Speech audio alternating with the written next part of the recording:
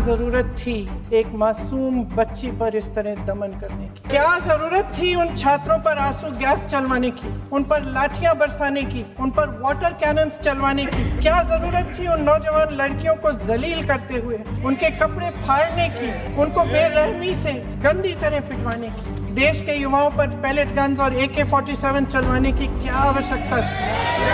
क्या वे आतंकवादी थे? जवाब दीजिए, किसने ऑर्डर दिया पैलेट गन्स चलाने के लिए? प्रधानमंत्री जी ने दिया?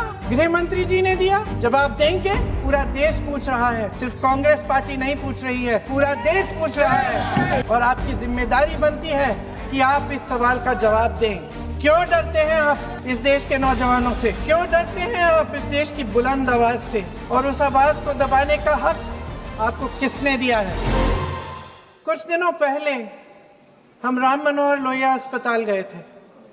पुलिस लाठीचार्ज में घायल दिल्ली की उस छात्र की स्थिति जानने के लिए जो ICU में अपनी जिंदगी की सबसे बड़ी लड़ाई लड़ रही है। हमसे कुछ ही समय पहले आदरणीय स्वास्थ्य मंत्री जी श्री JP नड्डा वहां गए थे और उनसे कुछ समय पहले अन्य नेता भी गए। जब तक हम वहां पहुंचे, उस लड़की की मां नेताओं के आने जाने से गुस्से में थी। सुन लीजिए, सुनिए, किसी की पीड़ा का मजाक नहीं उड़ाते, किसी कोई भी हो, किसी की पीड़ा का मजाक नहीं उड़ाते।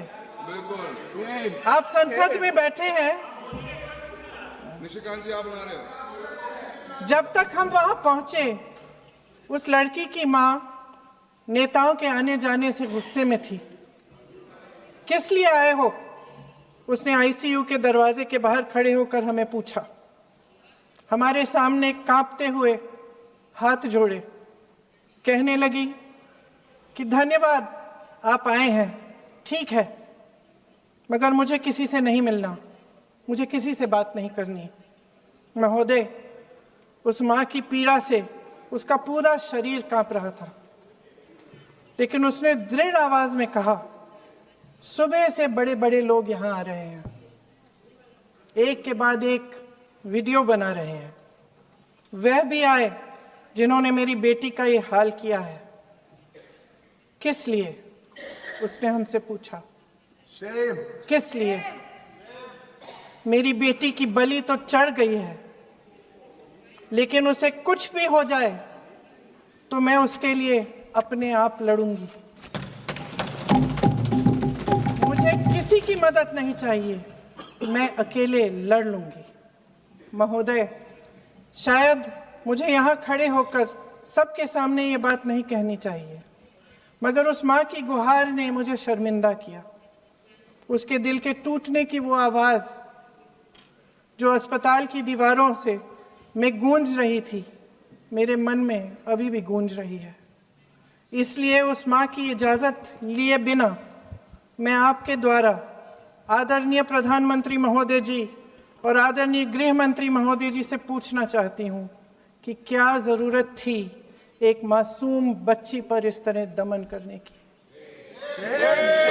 क्या ज़रूरत थी उन छात्रों पर आंसू गैस चलवाने की, उन पर लाठियां बरसाने की, उन पर वाटर कैनन्स चलवाने की? क्या ज़रूरत थी उन नौजवान लड़कियों को जलील करते हुए उनके कपड़े फाड़ने की, उनको बेरहमी से गंदी तरह पिटवाने की? देश के युवाओं पर पैलेट गन्स और AK-47 चलवाने की क्या आवश्यकता थी? क्या वे आतंकवादी थे? क्या आतंकवादी हैं? टेररिस्ट हैं? हाँ, कांग्रेस बोल रही है, हाँ, कांग्रेस बोल रही है। जवाब दीजिए, जवाब दीजिए, कांग्रेस बोल रही है, जवाब मांग रही है, जवाब दीजिए।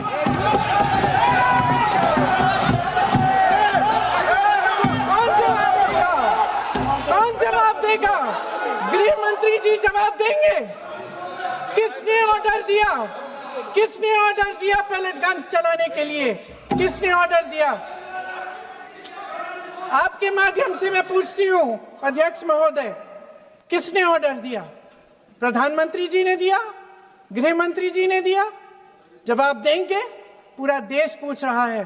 सिर्फ कांग्रेस पार्टी नहीं पूछ रही है, पूरा देश पूछ रहा है। अध्यक्ष महोदय, देश के माता पिता पूछ रहे हैं, छात्र पूछ रहे हैं, अध्यापक पूछ रहे हैं, पूरा देश आज ये पूछ रहा है। और आपकी जिम्मेदारी बनती है कि आप इस सवाल का जवाब दें। क्यों डरते हैं आप इस देश के नौजवानों से? क्यों डरते हैं आप इस देश की बुलंद आवाज से? और उस आवाज को दबाने का हक आपको किसने दिया है? महोदय, ये सदन यहाँ बैठे हुए सांसदों की जागीर नहीं है, ये इस देश की अमानत है। यहाँ बैठे हम सब इस देश की जनता, इस देश के युवाओं, बुजुर्गों, गरीबों, अमीरों और सब धर्मों, सब वर्गों के देशवासियों के सेवक हैं। हम उनके प्रतिनिधि हैं और ये सत्ता हमें उन्होंने ही दी है। इस देश का संविधान हमारी सर आंखों पे, इस देश का लोकतंत्र सर्वोपरि है, इसे ध्वस्त करना पाप है। यह करोड़ों जनता हमसे सिर्फ एक चीज मांगती है, जवाबदेही। इंग्लिश में इसे अकाउंटेबिलिटी कहते हैं। हमें सत्ता देकर, हमें यहां तक लाकर सिर्फ उसकी ये गुहार है कि जो हम करें उसकी भलाई के लिए करें, और अगर उनके साथ अन्याय हो तो हम उनके प्रति जवाबदेह बने और उन्हें न्याय दिलवाएं।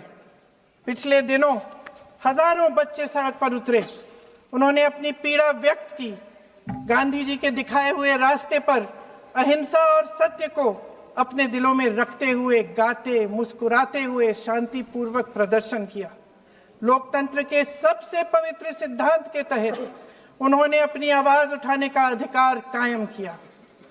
ये उस भारत के बच्चे हैं जो गांव में रहते हैं, जो महानगरों में रहते हैं, जो छोटे कस्बों में, छोटे शहरों में रहते हैं, जहां माँ अपने गहने बेच देती है, पिता अपनी जमीन गिरवी रख देता है, एक परिवार अपनी पूरी जिंदगी की कमाई बच्चे के सपने पर खर्च देता है। और अब उन्हीं बच्चों को लगने लगा है कि आज इस देश में मेहनत से ज्यादा बेईमानी मायने रखती है, मेरिट से ज्यादा पैसा मायने रखता है। तब सिर्फ एक छात्र नहीं हारता, उम्मीद हारती है। इन परेशान बच्चों ने अपनी उम्मीदें आपसे साझा की। उनकी मांगे क्या थी? कि पेपर लीक करके उनके साथ जो बार बार अन्याय किया जा रहा है उस पर कार्रवाई की जाए, कि जो सिस्टम उनके भविष्य को कुचल रहा है उसे सुधारा जाए, कि जो माफिया उन्हें घेरे हुए है उसे हटाया जाए, कि जिस मंत्री के कार्यकाल में यह सब हुआ वह इस्तीफा दे, कि उन पर बर्बरता करने वालों पर कार्रवाई की जाए और उसके लिए माफी मांगी जाए। बस यही उनकी मांग थी ना, कि जो शिक्षा और स्वतंत्र अभिव्यक्ति का अधिकार उन्हें संविधान ने दिया है उसे कायम रखा जाए। महोदय, हमारे एजुकेशन सिस्टम में कुछ समय से बहुत खामियां भर चुकी हैं। बच्चों पे जो प्रेशर डाला जाता है उसकी वजह से सैकड़ों बच्चों ने आत्महत्या कर डाली है। उससे भी ज्यादा बच्चे डिप्रेशन में डूब रहे हैं। परिवारों पर बच्चों को पढ़ाने लिखाने के लिए घूस, capitation fees, tuition fees, coaching fees आदि के घिनौने दबाव हैं। लोन लेने पड़ते हैं, सामान बेचना पड़ता है और उसके बावजूद कोई गारंटी नहीं कि उनके बच्चों के भविष्य मजबूत बन पाएंगे, क्योंकि बेरोजगारी चरम पे है। इस सरकार ने रोजगार पैदा करने वाले सभी सेक्टर्स को लगातार कमजोर किया। एग्जामिनेशन सिस्टम खुद फेल हो गया है। पिछले दशक में 152 पेपर लीक हुए, 750 करोड़ छात्र प्रभावित हुए, मगर एक भी दोषी, एक भी माफिया को सजा नहीं।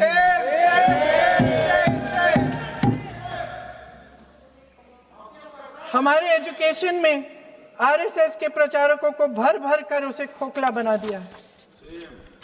जबरदस्ती एनटीए बनवाकर सिस्टम का केंद्रीकरण करके उसे और भी उलझा दिया। देश के कुल बजट में, हाँ जी जबरदस्ती, आपने अभी अभी सुना तमिलनाडु के हमारे साथी क्या कह रहे थे। देश के कुल बजट में एजुकेशन बजट की हिस्सेदारी हर साल बढ़ाने की बजाय घटती जा रही है। 1.4 लाख करोड़ रुपया का पूरा बजट एजुकेशन बजट है और 1.32 लाख करोड़ सिर्फ नीट देने वाले 22 लाख बच्चों के परिवारों से हर साल खींचा जाता है। एक और शर्मनाक आंकड़ा भी है, 1.4 लाख करोड़ रुपया हमारा पूरा एजुकेशन बजट और 16 लाख करोड़ रुपए जो मौजूदा सरकार ने बड़े उद्योगपतियों के लोन माफ किए हैं। सोचिए कि इस सरकार की प्राथमिकताएं क्या है। सच ये है अध्यक्ष महोदय कि जिस तरह अस्पताल में उस छात्रा की मां का विश्वास पूरे सिस्टम से हट गया है, उसी तरह देश के युवाओं का भरोसा इस पूरे सिस्टम से टूट चुका है। और जब इस तरह देश के भविष्य हमारे युवा निराश होकर सरकार और सिस्टम से अपना भरोसा हटा देते हैं, तो उस भरोसे को फिर से बनाने के लिए सिस्टम के अंदर से जवाब नहीं ढूंढा जा सकता, उसके दायरे से बाहर निकलना पड़ता है, नए सिरे से ठोस प्रयास करने पड़ते हैं। अफसोस की बात यह है अध्यक्ष महोदय कि इतना हो जाने के बाद भी आदरणीय प्रधानमंत्री महोदय जी और उनके साथी इस सच्चाई को समझ नहीं पा रहे हैं। वे अभी भी ये सोच रहे हैं कि पीआर, नैरेटिव चेंज और पालतू मीडिया के सहारे एक बार फिर उनकी नैया पार हो जाएगी। परसों शिक्षा मंत्री जी ने शर्मनाक परिस्थितियों में अपना इस्तीफा दिया और कल यहीं मकर द्वार पर मेरे सत्ता पक्ष के सांसदों ने जिंदाबाद के नारे चिल्लाते हुए उनका संसद में ऐसे स्वागत किया जैसे मानो कोई सुपरस्टार पहुंच गए हैं। विडंबना देखिए महोदय, जब भूतपूर्व शिक्षा मंत्री को मुकुट पहनाया जा रहा था, स्वागत हो रहा था उनका, तब महाराष्ट्र में एक परिवार पेपर लीक पीड़ित अपनी बेटी की आत्महत्या का शोक मना रहा था। आपकी सरकार ने देश के करोड़ों छात्रों को क्या संदेश दिया? आपको किस बात का गौरव है, किस बात का अभिमान है? ये कौन सा अहंकार है? जहां आंखों में शर्म होनी चाहिए वहां बेशर्मी और स्वागत के नगाड़े बजाए रह रहे हैं। एक तरफ मातम है, दुख है, यहाँ फूल माला डाल रहे हैं। कोई आप पर कैसे यकीन करे? प्रधानमंत्री महोदय जी ने नया शिक्षा मंत्री चुना, एक ऐसे व्यक्ति को इस पद पर आसीन किया जिसने एक गर्भवती महिला के बलात्कारियों की रिहाई पर अपनी सहमति व्यक्त की, खुशी जताई। देश की करोड़ों लड़कियों को प्रधानमंत्री जी ने क्या संदेश दिया? सर अखबारों में है सर जो प्रहलाद जोशी जी ने बिल्किस बानो के बलात्कारियों की रिहाई पर जो बयान दिए, उसका प्रमाण मैं आपको दे दूंगी, मैं भेज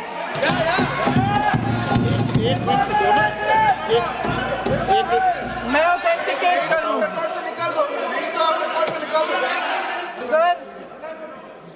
sir here is a newspaper article. Sir अरे आपने पूरा बुक ही नहीं दिया है, आपने बुक ही नहीं दिया सकता है। Sir, written by a respected journalist, I will authenticate using this, sir. आप माननीय सदस्य प्लीज इसको छोड़ दें। सर, अगर जोशी जी अपने बयान का इस खंडन कर विधेयक रहे पर ही हैं, चर्चा होगी। आप इस बयान का खंडन कर रहे हैं क्या नहीं, जोशी जी? माननीय सदस्य, मैं आपसे फिर आग्रह कर रहा हूं, इस सदन में इस विधेयक पर ही चर्चा होगी, फिर भी नो, ये विधेयक का विषय नहीं है। आप नो, आप बोलो तो विधेयक पर बोलो, ये मेरी अपेक्षा आपसे। प्लीज छोड़िए, इस विषय को छोड़िए।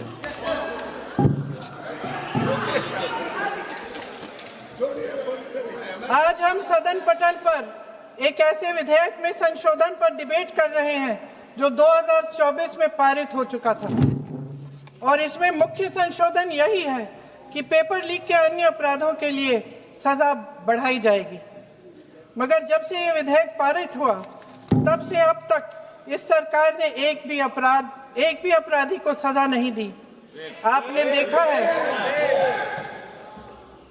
देखा है कि कल और परसों से फेस रिकॉग्निशन द्वारा प्रदर्शन करने वाले बच्चों के नाम और पते सार्वजनिक किए जा रहे हैं, मगर यही काम पेपर लीक करने वाले अपराधियों के लिए अभी तक नहीं किया गया। ना इस विधेयक में पेपर लीक रोकने के कोई ठोस कदम है। इससे देश के युवाओं का भरोसा कैसे बनेगा? अध्यक्ष महोदय, आदरणीय प्रधानमंत्री महोदय जी को आपके माध्यम से मैं कहना चाहती हूं कि शायद उन्हें अपने सलाहकार बदलने चाहिए। वे असलियत से एकदम टूट चुके हैं। नई कमेटियां बनाने से काम नहीं चलेगा। उनका अध्यक्ष चाहे कोई भी हो। राधा कृष्ण कमेटी भी व्यवस्था में सुधार लाने के लिए बनी थी। आज तक उसकी एक सिफारिश लागू नहीं हुई है। और इस नई कमेटी में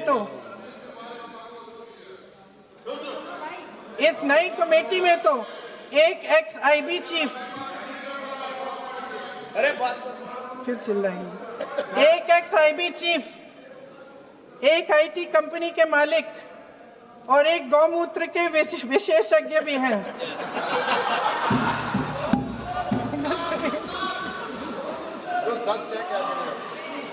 इन्हें शिक्षा के बारे में क्या पता जी? सर, सच है। आप आज मेरे से नाराज हो रहे हैं। बस मुस्कुरा लीजिए। वो आपने भी चुनाव लड़ा।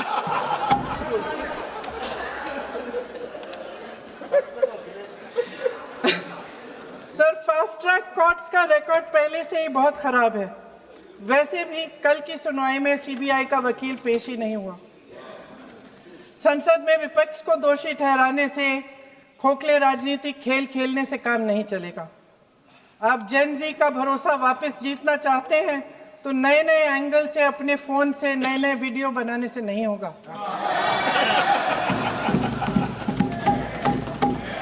प्रधानमंत्री जी को कैमरे का एंगल नहीं, दिल का एंगल बदलना पड़ेगा। ये जेनरेशन जागरूक है, समझता है। झूठ पहचानने की उसकी अपार क्षमता है। इनका दिल और दिमाग जीतने के लिए आपको सच्चाई पर उतरना पड़ेगा। आपके शासन के चलते इस नौजवान पीढ़ी के साथ घोर अन्याय हुआ है, बर्बरता हुई है। इस सच्चाई को स्वीकार करिए। अपनी जिम्मेदारी से पीछे हटने से काम नहीं चलेगा। आदरणीय प्रधानमंत्री महोदय जी, आपको जिम्मेदारी लेनी पड़ेगी, ठोस कदम उठाने पड़ेंगे। शिक्षा विशेषज्ञों को इकट्ठा कीजिए, छात्रों, अध्यापकों, सभी स्टेक होल्डर्स को साथ लेकर, अन्य विचारधाराओं के थॉट लीडर्स के साथ गहरी चर्चाएं करवाकर एक नई शिक्षा प्रणाली तैयार कीजिए। मौजूदा नेशनल एजुकेशन पॉलिसी में 8 महीने तो एग्जाम चलते हैं, अध्यापकों को पढ़ाने का समय नहीं मिलता। सिर्फ आरएसएस के लोगों से भरने की बजाय सिस्टम को शिक्षित, एजुकेटेड, उन्नत और उदार दृष्टिकोण के लोगों से भी भरिए, जिनकी योग्यता सिर्फ उनकी विचारधारा न हो। रोजगार पैदा करने के सख्त कदम उठाइए, इस पर फोकस करिए। मेडिकल कॉलेजेस की संख्या बढ़ाइए, चिकित्सा शिक्षा का विस्तार कीजिए, ताकि ये बच्चे जो मेहनत कर के भी अपने भविष्य नहीं बना पा रहे हैं, एक उज्जवल भविष्य का सपना देख पाए। अध्यक्ष महोदय, छात्रों को सड़क से हटाया जा सकता है, लेकिन उनके सवालों को नहीं। हर लाठी जो किसी लड़की पर, किसी लड़के पर चली है, वे बच्चों की पीठ से ज्यादा सरकार की साख पर पड़ी है। देश के नौजवान न्याय मांग रहे हैं, भीख नहीं। वे यहाँ सरकार गिराने नहीं, अपना भरोसा बचाने के लिए आए थे। अध्यक्ष महोदय, आपके माध्यम से मैं सरकार को कहना चाहती हूँ, अपनी साख बचाइए, अपनी नीयत ठीक करिए, अपनी अकड़ का इलाज कीजिए, अपने वादों पर अमल कीजिए। आपके शासन में हमने बड़ी बड़ी चोरियां देखी हैं। चुनाव में वोटों की चोरी, राम मंदिर में चंदा की चोरी, करोड़पति मित्रों द्वारा देश की संपत्ति की चोरी, किसानों की जमीन की चोरी, लेकिन सबसे बड़ी चोरी, हाँ ठीक है, सबसे बड़ी चोरी तब हुई। कहिए, बोलिए।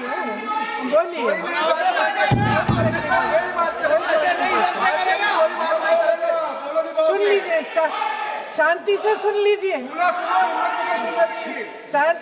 लीजिए, आपको मौका मिलेगा, आप जितनी भी चोरियों की बात करना चाहते हैं आप कर लीजिए, अभी मेरा समय है।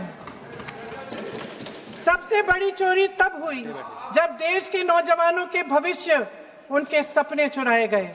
भविष्य की चोरी, सपने की चोरी किसी भी चोरी से कहीं बड़ी होती है महोदय। अगर देश का युवा निराश हो जाए, अगर देश का युवा निराश हो गया, उसकी उम्मीद टूट गई, तो सबसे बड़ी हार भारत की हार होगी।